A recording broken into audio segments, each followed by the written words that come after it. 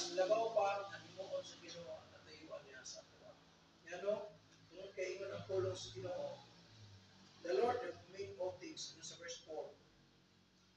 The Lord hath made all things for himself, giving even the wicked for the day of evil.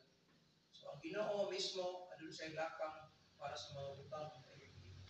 So kung amo tay tinguha, mas maitig na ato is-submit or ato i-sanction diya sa pagbubuto sa Dios.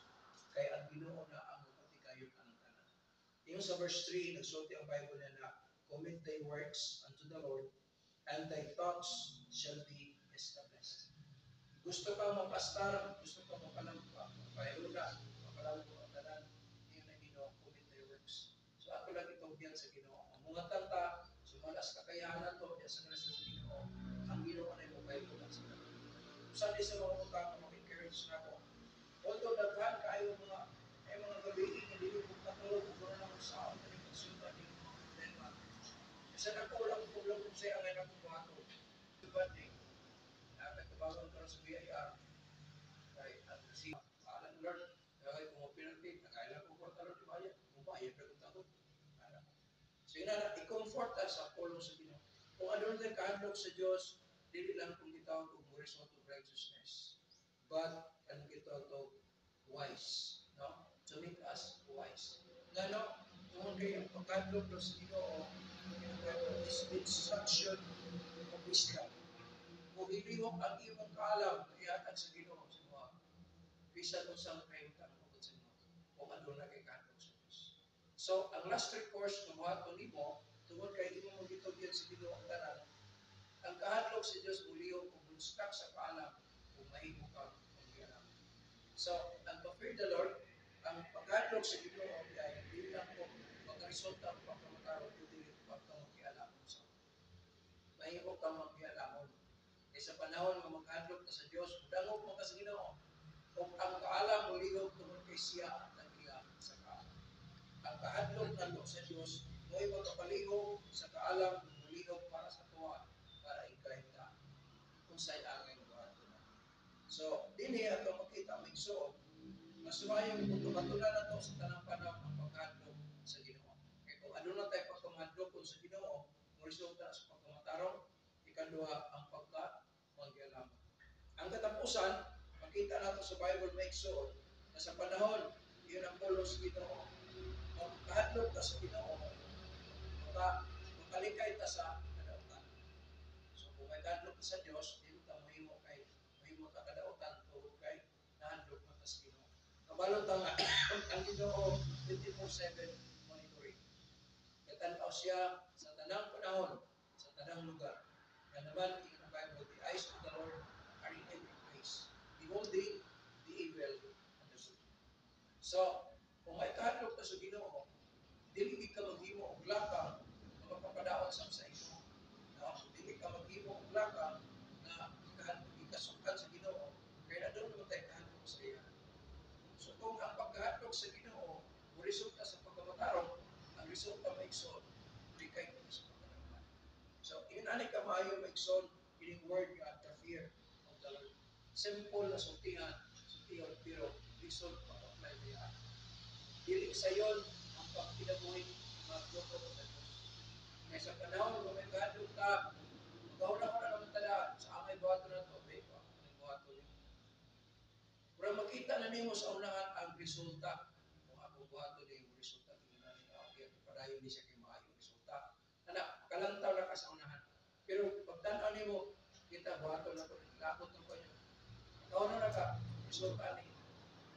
Ay, makadaot mo ni. So, tipas na kadaan. Kaya naman, nasa imong kasing-kasing, una-una, ang pagkandog sa Diyos. Dili sa kalibutan, may exod, daghan kayo ang walang kompetensya sa atong kinabuhi. O kompetensya sa ato ang tinguha sa ato unod. Kompetensya sa ato ang ipamunaan na ito, mga maing butang sa ato muna-una.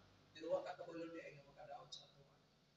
Na mga butang nga atong tinguha, pero kayo mo na itong tarong, pero dili di ay maayo. Pero kung imong isam up na siya sa kandog sa Diyos, ikumitar mo sa Ginoo ang tanan. Kung Ginoo, gusto bisa sa iyo. So din sa atong pagpamuhat na sa Diyos, ang natong hinumduman, no? Uyog na to ang Ginoo sa tanang panahon, sa panahon ng mga kinabuhi ka kamadlong sa iya. So, dili reason, no? Ang kinabuhi ka ro kung nalang tayo pag-anong sa Dios. Kay trabaho ta, bisa ko lang tanaw na to. No? Dasig ka gaghimo kay nasayod ka nga ang Dios nagtanaw sa tuwa. Ug kabalo ta, na kung may kadlok ta sa Dios, naglihok ta dili para malipay ang tao, kundi para malipay ang Dios. Bisan pa na maginabuhi ta, no? Maginabuhi ta. Like for example, nahimo kong empleyado ani nga employer.